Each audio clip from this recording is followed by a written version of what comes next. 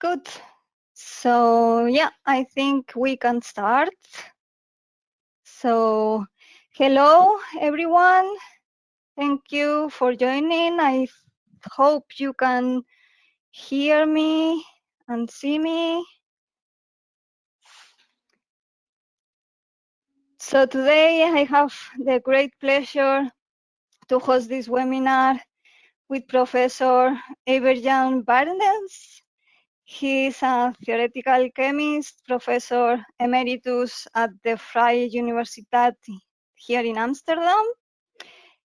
He's the founder of our company, Software for Chemistry and Materials. And he was the developer of ADF. He has contributed to the development of the Amsterdam density functional, which eventually led to the foundation of our company. He received in 2010 the Schrödinger medal. And after his retirement, he has been lecturing in Pohang University in South Korea, and he has recently received the honorary doctorate from the University of Girona in 2019. And today, he's going to talk about excitation energy calculations with nearly exact Kohn-Sham potentials. So whenever you want, please, Evert Jan, the floor is yours. Okay, good, Maria. Thank you for the introduction. I hope that somebody is listening because I can't see how many people there are. But okay.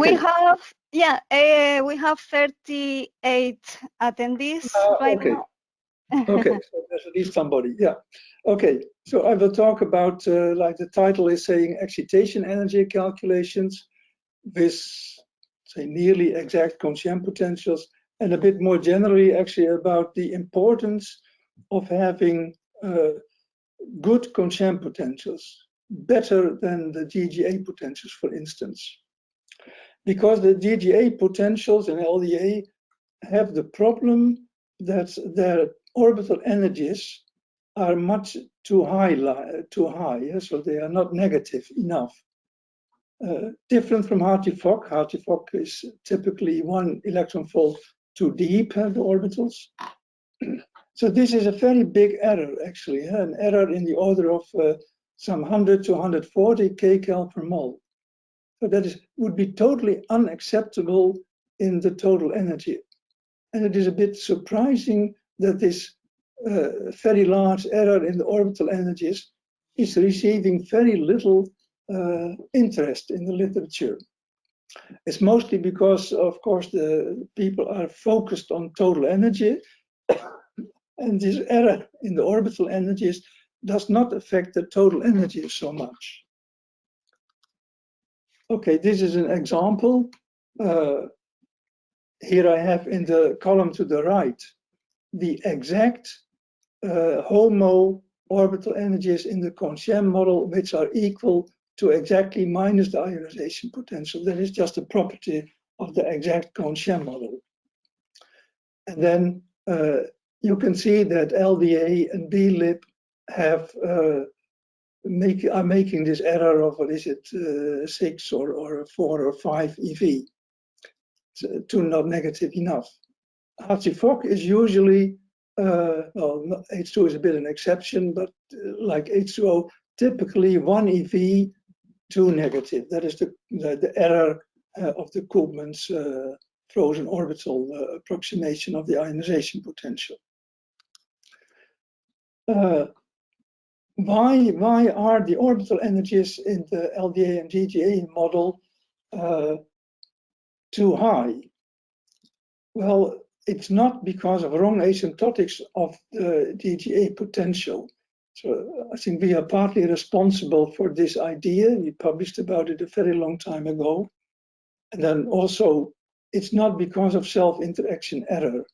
Self-interaction error is not completely clearly defined, but many people have the feeling that the wrong asymptotics of the GGA potential are related to self-interaction error in some way. It is, on the contrary, because these potentials are strongly upshifted in the molecular region, and that is for a different reason. If you look at the orbital energy, here is the expression on top for the orbital energy. So now I should actually make my, yeah, this is the orbital energy. And you can see this integral is determined by where the orbitals and also the potentials are large. This integral is not affected by the asymptotic region where all these quantities are very small. So it is due to the shape of the potentials in what I would call the large amplitude or molecular region. The asymptotic regions contribute very little. That's different, of course, for Rydberg orbitals. I mean, Rydberg orbitals can be arbitrarily large, and even the lowest Rydberg orbitals are much more diffuse than the valence orbitals.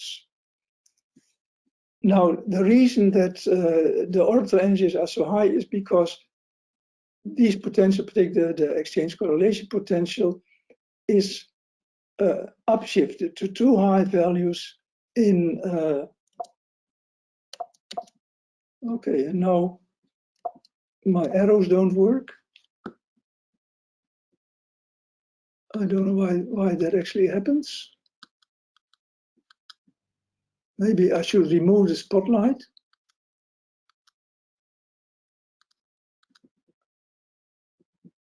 And just go back to pointer. Yeah, and then it works. Okay. Good. So then maybe you have to look at the cursor. Let me go to the next slide. This is an old picture, 1994, where we compared the exact Kohn-Sham potential, here it goes, with the LDA plus Becker-Perdue. So this is just a GGA potential. And it is clear that the asymptotic behavior is not good. This one goes like -1/r, and the GGA goes to 0 much too fast.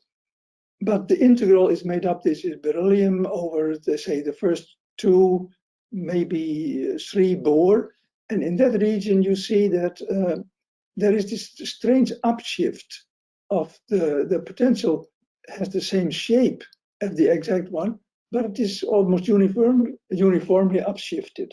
The same happens here for neon. And now I can go to a molecular example that we plotted. Here is the exact Kohn-Sham potential in the N2 molecule. So this is the N2 molecule. This is the bond midpoint. And we have only the plot until the bond midpoint. It's symmetrical, of course. And you see that also in the bonding region here, there is this same upshift of the Becker-Perdue or the LDA potential compared to the exact one. That upshift is some 5 eV, and this is why, of course, the orbital energy becomes 5 eV too high. This is a recent example. Gavini and co-workers published exact Kohn-Sham potentials, I think is an accurate method.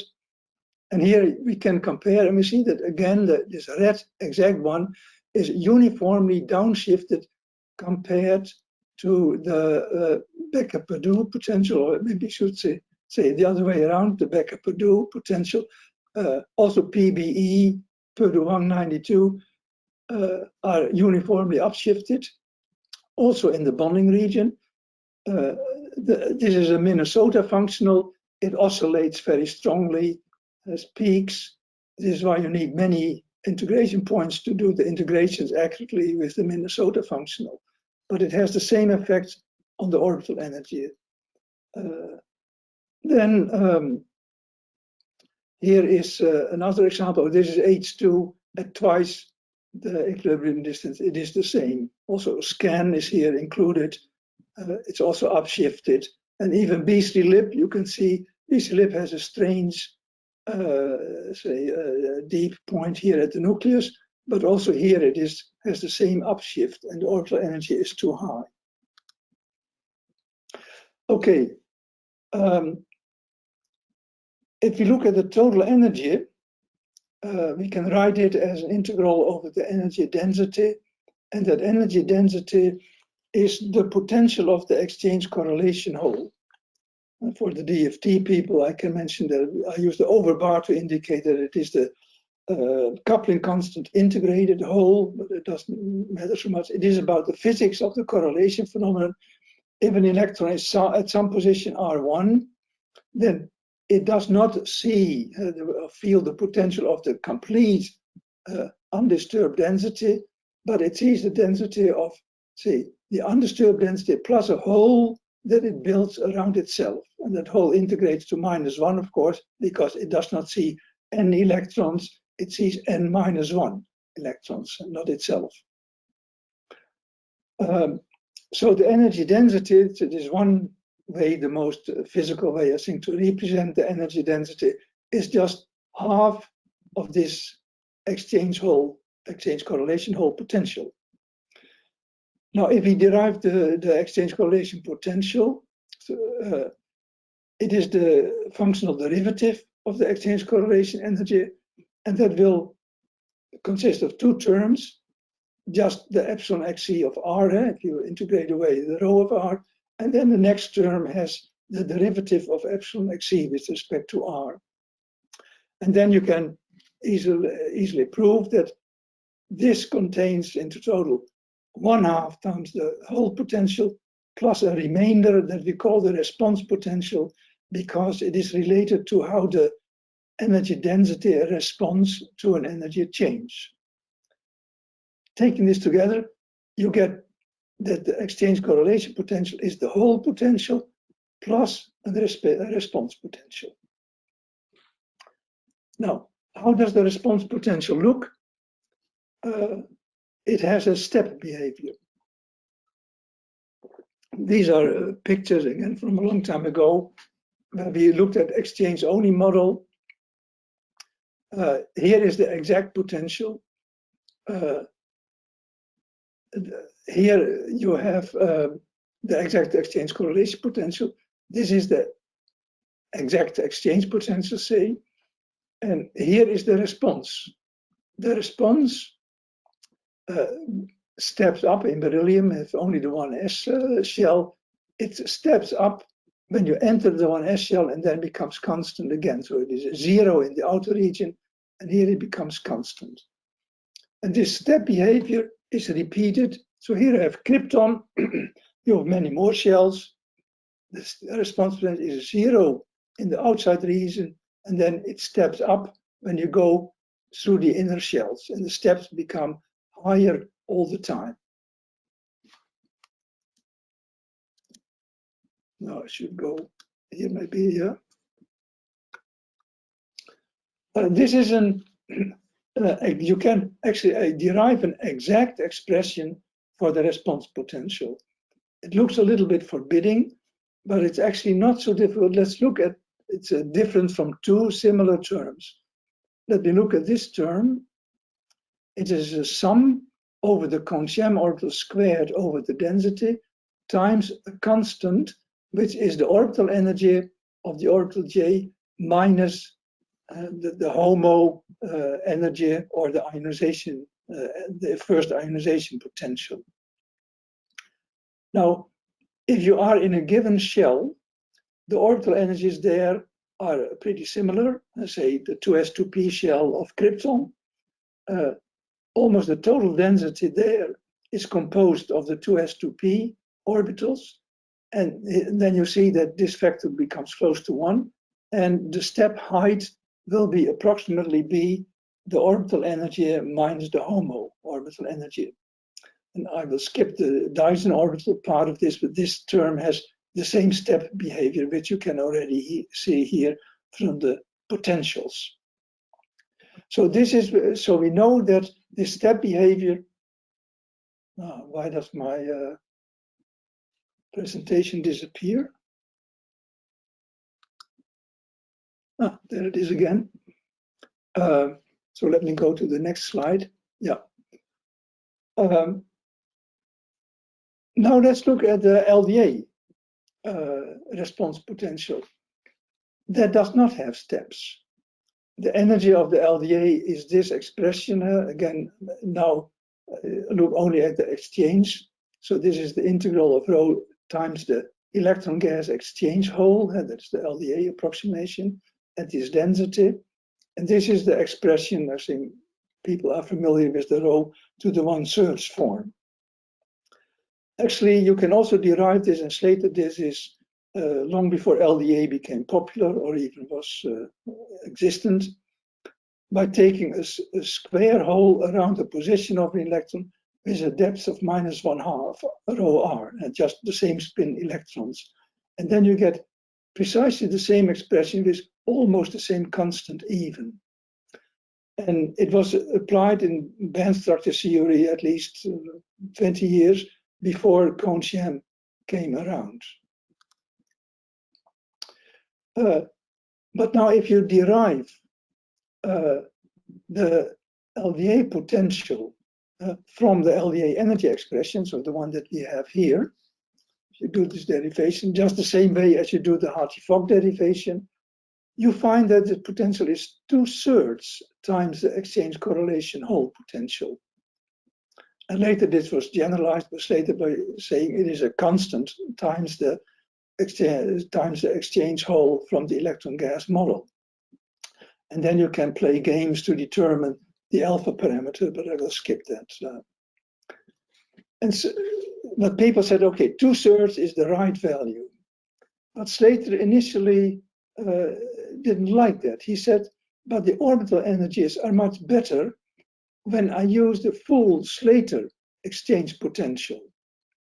In his book from '67, so this is after Kohn-Sham, he writes that some writers have felt that on account of the importance of the variational principle for the total energy, so deriving the potential from this variational equation, it was more important to use an exchange correction determined by variation of the total energy. And he said the author does not agree with this point of view, feeling that the one electron energies are more important in energy band calculations. Okay, let me skip his final remark. Slater could actually not do very accurate calculations, but today with his Slater potential, but today we can. And here is an example that we did a few years ago for N2.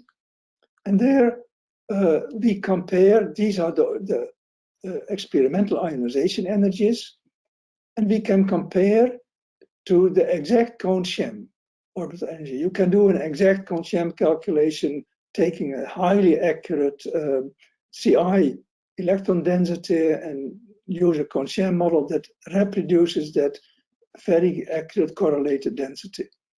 And then here you get the exact Kohn-Sham orbital energies. And you can see that they are very close to exact ionization energies. So this denies the general statement that orbital energies in the Kohn-Sham model, except for the HOMO orbital energy, have no meaning. They actually are very close to the ionization energies, much closer than in Hartree-Fock using the Koopman's theorem. So there is a much better than Koopman's model, say, of theorem in Kohn-Sham. And then we repeated this calculation with Slater's exchange potential, or the LDA exchange potential. And you can see that Slater was very right. If you do that, you get very decent orbital energies, very close to the ionization energies. And if you look, this is just one GGA model, B-GLLB, you can see it has this strange 5eV upshift that should not be there. Okay, this is just for another molecule, and you see the same again. Very good Kohn-Sham compared to ionization energies, very good Slater orbital energies, and very poor B-GLLB energies.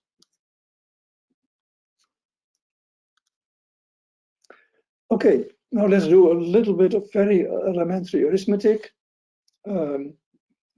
if you look at the LDA model, then the potential is 2/3 the whole potential. This was the whole potential, and 2/3 more times 3 is -2. And now I write this LDA potential as the full hole potential, and then there is of course the remainder of +1 times the 3 over 8 pi 1/3. -2 is -3 + 1. So this is the response potential. The total potential is the whole potential plus the response potential. So in this model, the response potential is actually upshifting, and is positive. It has the same shape as the overall potential, and it is +1/3 of the whole potential, or even you could say 1/2 of the total potential. So this brings in a large upshift, and that is wrong. And we've seen in numerically it is wrong, and we've seen in the shape that it is wrong. So it is this wrong response potential that causes this uniform upshift of the orbital energies. So Slater was a bit right that doing this derivative had mathematically correct, but physically not right. So we should try to find a better response potential, and we have seen the exact expression, but that is a bit difficult to handle, so we can go to models. A very well-known model is the one introduced by Krieger, Lee, Lafferty. They derived a potential which is the whole potential. In their case was just Hartree-Fock. They did a so-called optimized effective potential model where they used a single Slater determinant but tried to optimize the orbitals, keeping a local potential. And they derived this one as the response potential. And you see, it looks very much like the exact one. It has this orbital density over the total density times an orbital dependent constant. And so these are the step heights. They are Wi in the Krieger-Lee-Lafferty model. Then a little bit later, we worked out an approximation. Let me not go to the arguments. You can derive arguments from proper scaling. But actually, it was already observed by Erik van Ente that numerically, you can see that the constants look like the square root of the Fermi energy or HOMO energy minus the orbital energy.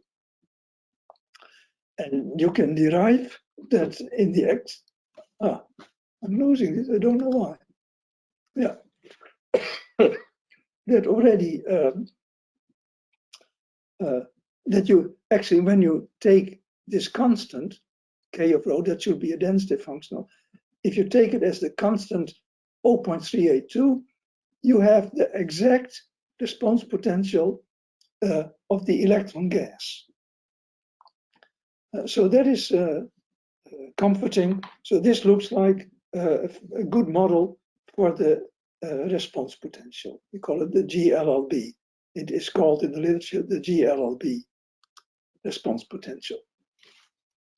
So now we can go ahead. We build up the correct potential by taking the whole potential from a GGA energy density. So we take LDA plus the Becker correction.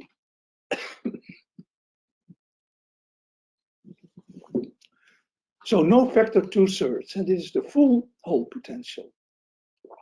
And because the Becker energy density goes like -1/2R asymptotically, then twice this makes that we have a -1/R behavior in our correct potential from the whole part. And then we introduced the GLLB response potential. This was all about exchange. And then we take for the correlation just the LDA, the Fosco-Wellek-Mousser correlation potential. So this total is the Becker GLLB-VWN exchange potential. And that is much closer to the exact Kohn-Sham potential. Here is the N2, again, the orbital energies. I don't look at the breakdown in the different terms, but now here we have the orbital energies from this model potential, and you can see that it approaches the exact orbital energies reasonably closely. It's not perfect. You see, but this one is not so good, this one is not bad, actually. So it makes a couple of tenths of an EV error, but maybe I can look at the next slide. The error, the delta epsilon I is the error that we have here, is of course a lot smaller, about an order of magnitude smaller than the error that the GTAs are making. Just one other molecule, same story.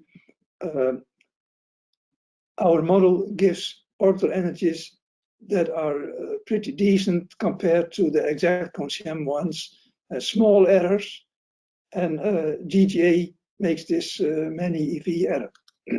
Okay, let me continue. To have good orbital energies that are not upshifted is very important in general. It also gives you a much better shape of the orbitals. It's particularly important in anions. That's known a long time ago. I go back to 1994, where we had this LB94 potential. The F- ion had, fluorine is the most electronegative element. F- has an ionization potential of even 3.48 eV. And, no, it's 3.40 eV. And our HOMO orbital energy with the LB94 potential was 3.48. And recently, Mario Amati did many calculations on closed shell anions, and then we got a mean absolute energy error for the HOMO energy compared to the ionization energy as 0.14 eV, which is beautiful.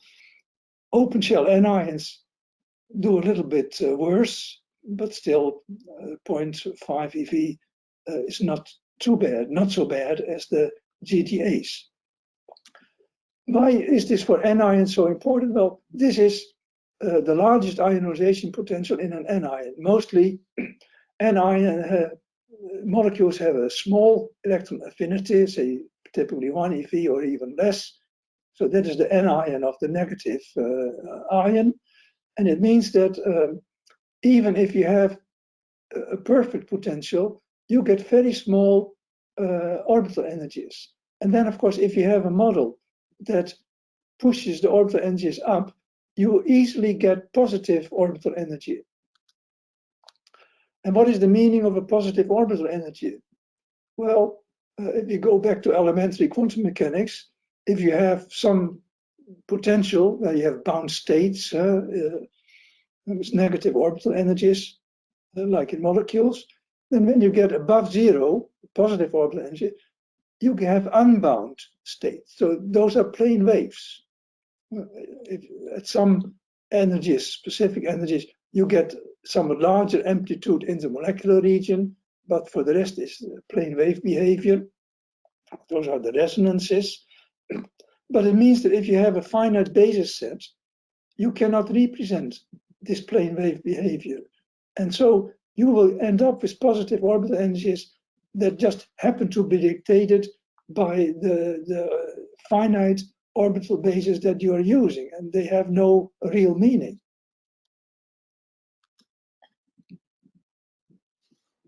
Okay, so then the anions that you calculate with the positive orbital energies are in a sense useless. Yeah? And this actually has been recognized recently in the new development of what people call the density-corrected DFT. Andrew Chim and Kieran Burke proposed to do Hartree-Fock calculations for these anions, because then you have a negative orbital energy of the HOMO and you get at least a decent energy. You could also take, of course, a good Kohn-Sham orbital model. So I've been talking about the occupied orbital energies most of the time now, and we see that the statement that Kohn-Sham model has no meaning for the occupied orbital energies is plainly wrong. But I am here to talk about excitation energies, so about fertile Kohn-Sham orbital energies. And the prevailing view on the fertile Kohn-Sham orbital energies is that also the fertile Kohn-Sham orbital energies are wrong. The HOMO-LUMO gap, you find that statement very often, is too low. It is the well-known band gap problem in solid state physics of Kohn-Sham DFT, or the HOMO-LUMO gap problem in molecules. And also this statement, I want to argue, is actually wrong. Let's look at calculations of HOMO-LUMO gaps. Say they are actually excellent because they represent excitation energies. They knew the LUMO orbital energy does not represent minus the electron affinity. That's not an ionization potential related thing, but it is an excitation energy related thing. And this is a demonstration just numerically. If you look at experimental excitation energies, so this H2 singlet, triplet, then if you look at the orbital energy difference between HOMO and LUMO, you can see that it is very close. And this is for this whole set of molecules. Everywhere your HOMO-LUMO orbital energy difference is close to the excitation energy. So the virtual orbitals, the LUMO, has a clear, say, approximate physical meaning. And that, of course, disappears when you take the B-GLLB model like then. Okay, the error is not disappear. It's not a big error. So this, I will talk about this in a moment. The upshift that the wrong GGA potential or LDA potential is causing for the occupied orbitals also occurs for the virtual orbitals. Only they are not upshifted; they are more diffuse, and they are not upshifted so much as the occupied orbitals. But the gap is not in big error. Of course, the Hartree-Fock model is different, has a much larger gap, but that is because the virtual orbital in the Hartree-Fock model means something different. It's actually a Koopman's approximation to the electron affinity. There is no self-interaction correction in the Hartree-Fock potential for the virtual orbitals. So they are just the model tells you that the orbital energies of that model are much higher, much more, yeah, the virtuals are much higher lying. But it does cause a problem for Hartree-Fock, because here I show the Hartree-Fock virtual orbital energy and the LUMO orbital energy. And in all these molecules, you can see it is positive. And so that basically means there was always a large basis set. I've forgotten which basis set. I think it was actually an STO basis set, the quadruple zeta 4 polarization functions basis set. But these positive orbital energies mean that the virtual orbital has no meaning, right? And I can demonstrate this now. Move on a little bit. This is the shape of the 1 sigma u LUMO orbital density of H2 as a function of the basis set.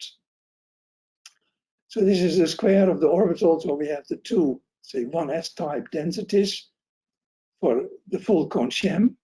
And then when you look at the basis sets, Hartree-Fock, and you extend the basis set, you see that the orbital, the larger basis set you look, let's say, more plane wave-like, the orbital starts to look, it gets a large amplitude in faraway regions, and its orbital energy is dropping all the time. It tries to become zero, because that is where the real LUMO in this model is lying. Okay, so summarizing, in the exact Kohn-Sham potential, you have beautiful properties. The HOMO is at minus the ionization potential. The LUMO is very close to the first valence excitation energy. Here are other valence virtuals. I will talk about them in a moment. And it is also supporting many Rydberg orbitals. The lowest Rydberg orbitals will usually be in between the valence virtuals, but then of course you always have a large set, actually an infinite set of Rydberg orbitals that are clustering close to the energy zero in the potential. And when we look at GGA, we see it pushes up the occupied orbitals. It also pushes up the virtuals, a bit less maybe than the occupied orbitals, but this gap is not so bad, we have seen.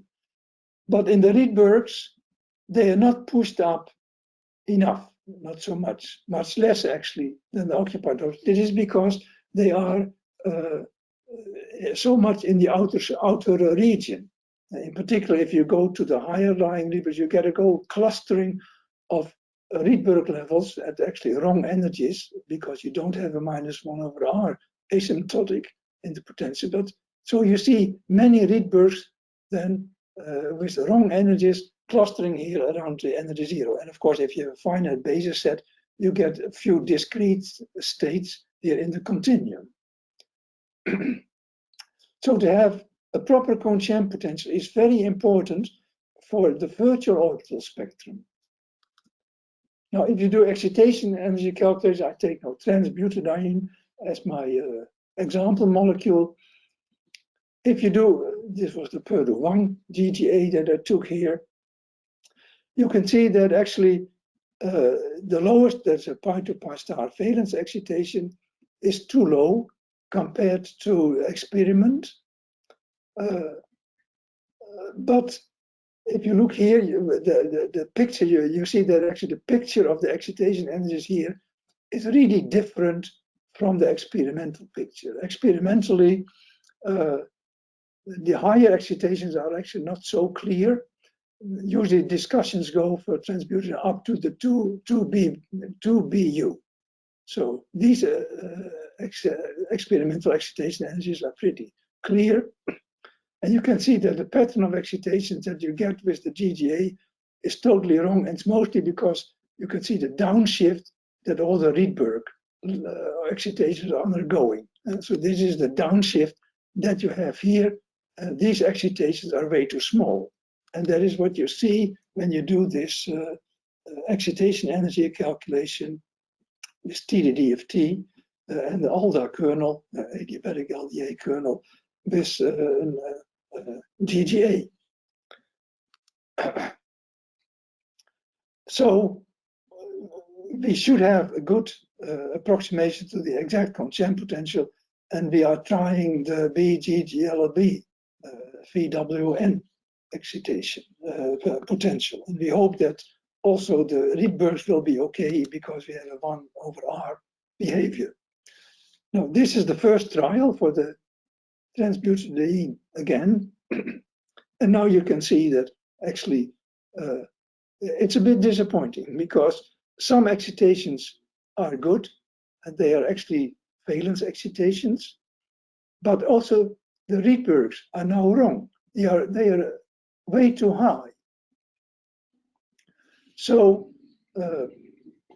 it indicates that when we simply apply the B-GLLB-VWN potential, the Rydbergs are lying too high.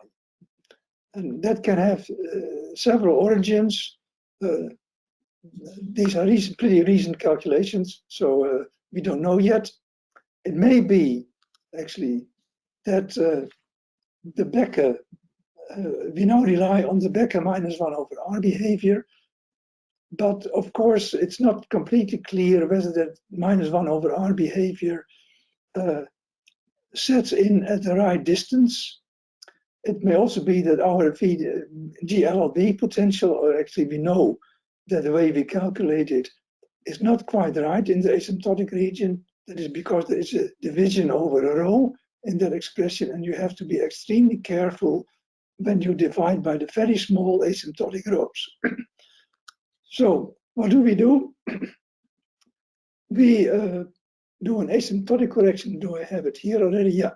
We test by adding the asymptotic behavior not of the GLLB potential, but of the LB94 potential, because this has been fitted to exact asymptotic Kohn-Sham behavior. So we add we switch to that asymptotic behavior of the LB94 in the asymptotic region. And then you see, actually, so this is with the asymptotic correction, that the Rydberg levels do come down a lot. And then actually we have a quite decent comparison to experiment. And we see that this was a Rydberg, or mostly Rydberg level, not completely, there's also valence character here. But you can see we get actually a very decent representation of this, say, well-established part of the experimental spectrum. The 2AG, I should add, is not known experimentally, because the red lines here are the ones that have oscillator strengths, the BU and the AU. The black lines are the ones that have zero oscillator strengths. They are known from different experiments. The 2AG was not known, but it has been calculated by Nakatsui and co-workers with SAXI calculation. It is here, and you can see that, well, we confirm that this is actually the right. So with this asymptotic correction, this model works quite decently. Recently, an extensive series of benchmark calculations has been performed by Loos and Jacquemin and their co-workers of large sets of small benchmark molecules. And I compare here, they favor the CC3 model in the end, because you can use pretty large basis sets with that model. And here we have the results from the transbutadiene with the cluster calculations.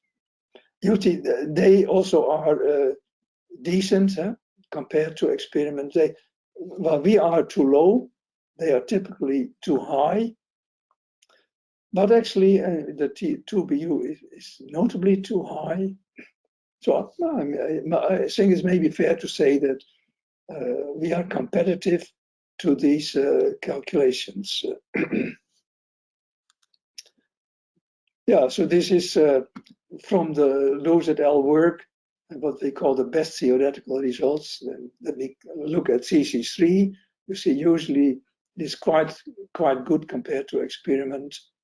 Actually, there's discussion about this experimental value. It could be closer to this one. But this is okay. This is perfect.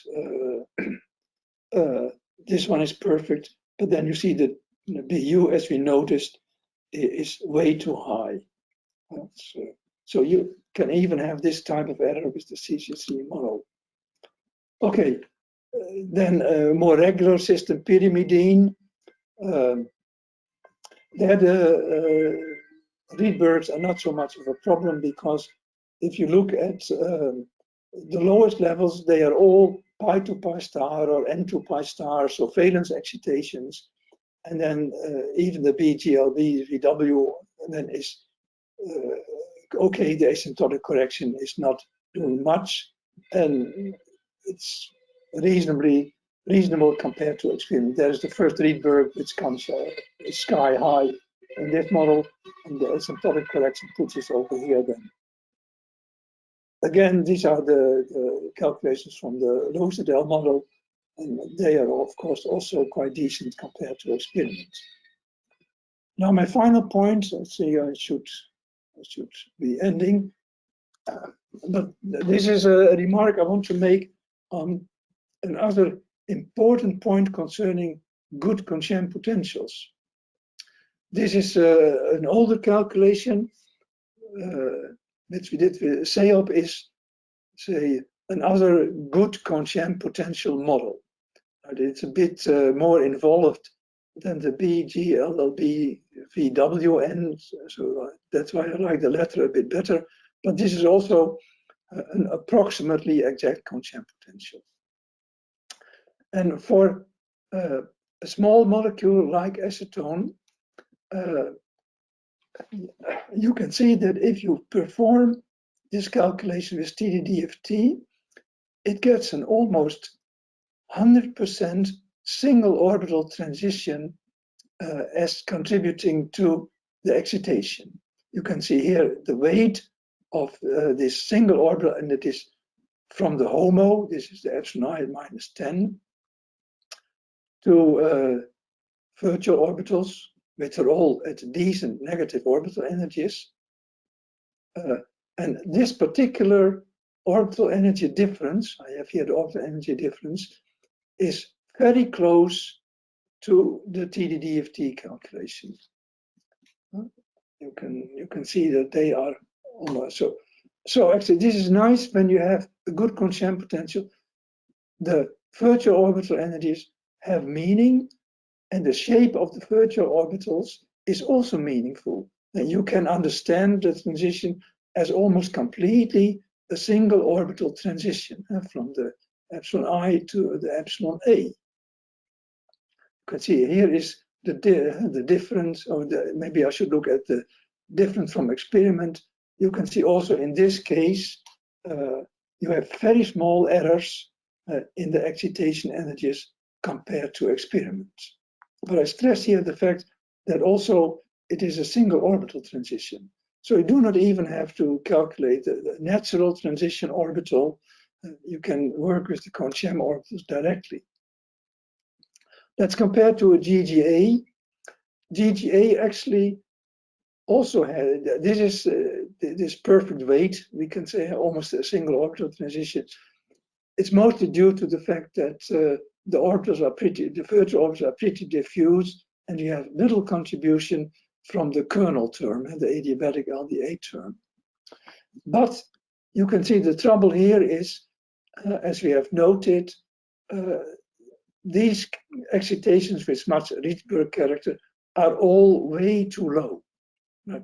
Only the valence excitation actually has a comparable error to what we had with the exact Kohn-Sham potential. So there the upshift that the potential is doing is not so bad. If I look at the virtual orbital energies, a couple of them have negative orbital energies, but only barely. And then, of course, the higher ones, you have these positive orbital energies that are telling you that the orbital is not well defined. TD, time-dependent Hartree-Fock, of course, is terrible because now all the virtual orbital energies in this small molecule are positive. Right? And so they are pretty meaningless. And you can see it from the fact that when you do the time-dependent Hartree-Fock calculation, it tries to get decent excitation energies, but it gets very low contributions from one specific orbital excitation. And you see as low as, say, 20% of this is then the highest single orbital contribution to this excitation energy. So it tries to make up for the poor virtual orbital shapes by just adding in very many single orbital to orbital terms in order to get a decent transition energy. But still, the transition energies are way too high. So this is not a good model for say excitation energy calculations. Maybe it's interesting to look at a Minnesota functional that has very nice, actually the lowest error of my examples for the excitation energy. It has been parameterized heavily, of course, but it is problematic because it also has a high say Hartree-Fock excitation contribution, but still maybe therefore it has many positive orbital energies. And that of course means that you have to be very doubtful about the nature of the transitions. I should say, of course, that this criticism that I have is mostly for small molecules. But small molecules are so important. The whole Lewis-Jacquemin benchmarking was, of course, for small molecules. And there you have all these particular problems.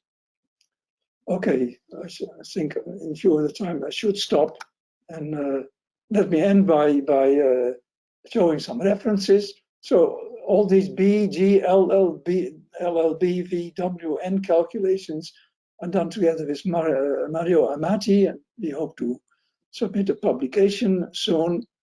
Then the GLLB is discussed a long time ago, 95. In this publication, together with Oleg Gritsenko, Robert van Leeuwen, and Erik van Lente. And then we have a few more recent papers where, so this discussion of B-GLLB-VWN is in this paper in 2016, which is on the occupied orbitals, and discussions of virtual levels and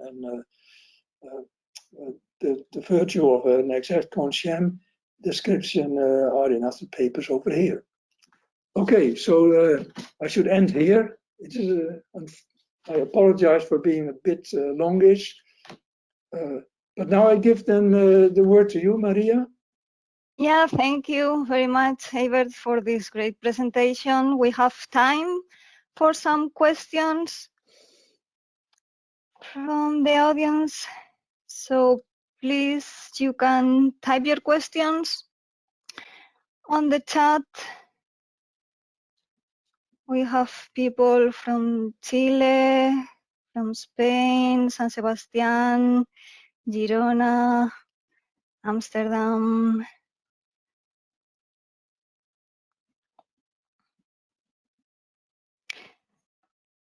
No questions, so that is nice. Yeah. Yes, so far we have no questions.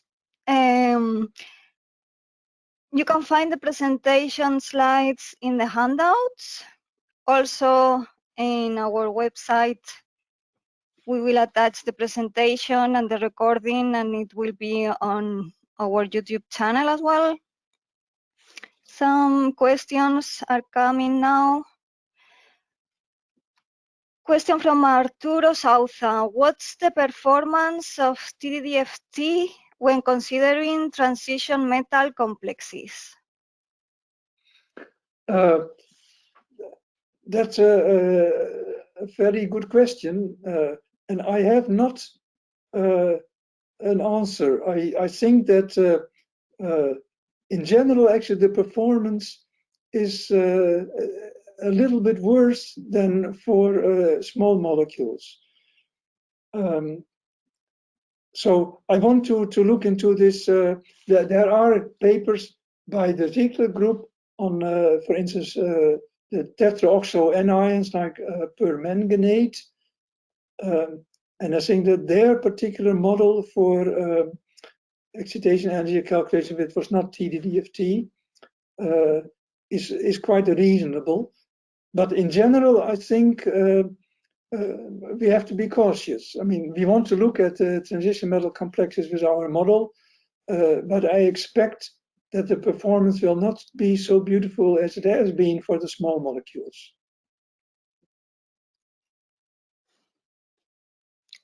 Thank you. We have no more questions so far. Okay, we still have some minutes. So meanwhile, people are thinking about questions. Let me also remind you that next week we have the webinar again on Wednesday at 3 p.m. with Professor Christine Aikens from Kansas State University and Dr. Shanna Havendrich from Argonne National Laboratory. And they will also be talking about TDDFT, and in this case, plastide binding gradients. So you will receive an invitation to register for the webinar after this one. Now more questions are coming from Mireia Segado. Platinum states from butadiene have double excitations. Could DFT treat these double excitations? No, that is a problem. I should have mentioned maybe double excitations and charge transfer excitations are a problem. But I should say that, like in my transbutadiene example, there has been a lot of discussion about the nature of transitions. And for instance, one of the transitions that I showed has been attributed a lot of double excitation character. And in our model, where we have only single transitions, we still get a very decent excitation energy. And we have to be aware that, of course, double excitation character depends also a lot on the orbitals that you're using. So if you're using virtual orbitals that have a poor shape, then maybe the excitation energy is optimized by adding in double excitation character. While maybe in another orbital basis, you only will find single excitation character. So the whole issue, of course, there are genuine double excitations, but there are also sometimes in ab initio calculation, there is double excitation character attributed to excitations that actually may not, in another more physical orbital basis, will not have so much double excitation character. But if you have a genuine double excitation situation, then we would not get it with these TDDFT calculations. That's for sure. Okay. And you can actually see it when you say stretch a molecule, like we've done this in the past, where we stretch the N2 molecule.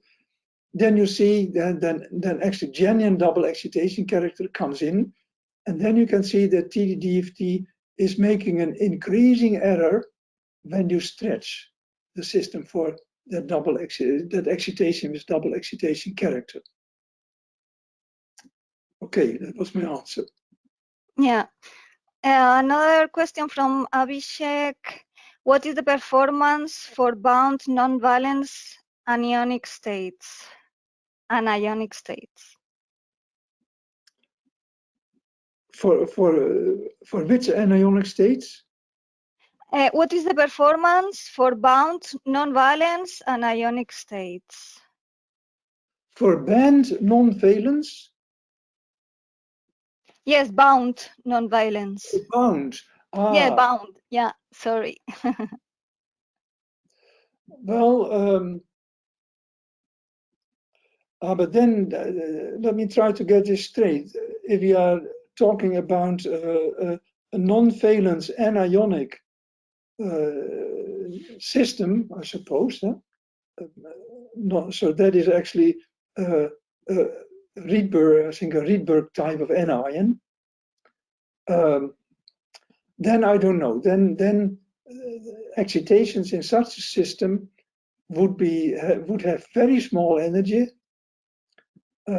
because even if that anion is bound, its ionization potential will still be small.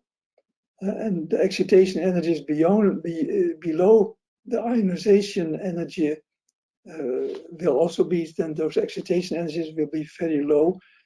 I think it is a very special situation that maybe you should attack by just very extremely accurate ab initio calculations. And then it will be difficult because you need very good -1/r potentials. Otherwise, you don't get those states right and the excitations right. So I don't know if I understand the question, but if I understand it correctly, this would be my answer. Okay. We have more questions. How well might the functional work for UV or fluorescence spectroscopy? We have been using GGA functionals.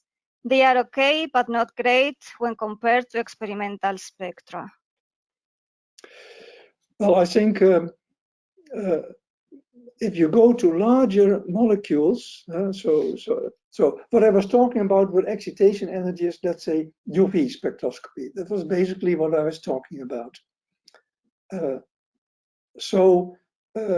For those small molecules, these exact Kohn-Sham models are much better. for large molecules, GGAs may not be so bad. Actually, I'm not sure if our, say, approximately exact Kohn-Sham potential would be much better. Because then also the adiabatic LDA approximation comes in.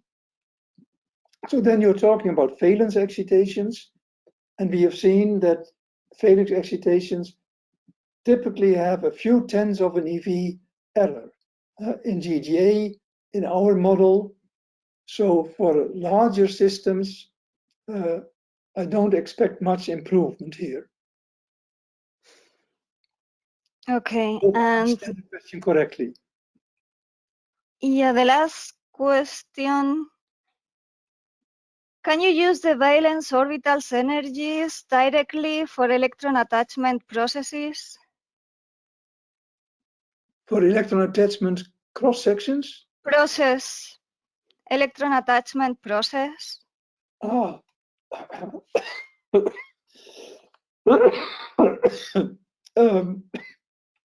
No, I think that you're wondering about electron affinities, I suppose. And so we have actually a publication with Mario Amati on the orbital energies of anions. And there actually the HOMO orbital energy in the anion, which is the electron affinity, is quite decent. I had a slide on maybe I should look. I can find it.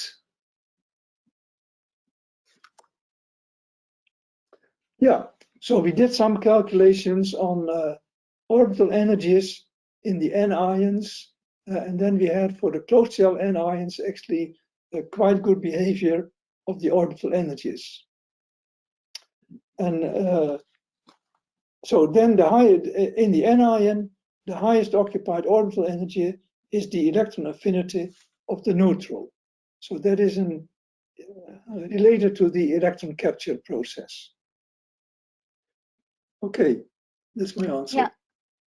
Yeah. Okay.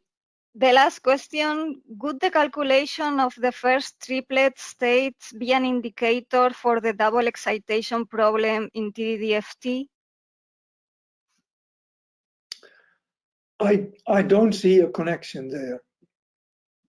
No, I don't see it. I think, so actually we have not looked at the triplets yet, we should do that.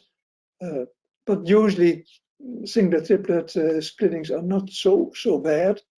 But to me it is, it's really an issue of the kernel, because then you have the spin dependence of the kernel, which is important. And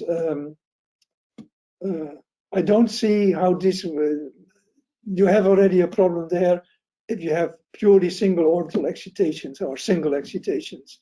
I don't see that it has much to do with the double excitation character. I don't think so. Okay, so people are now thanking you. Thank you for the very insightful talk. I thank you myself. Yeah, good. Then we are finished. Yeah. Okay. So yeah, thank you very Goodbye. much. Yeah, goodbye. Thank you. Bye bye. Yeah. Bye.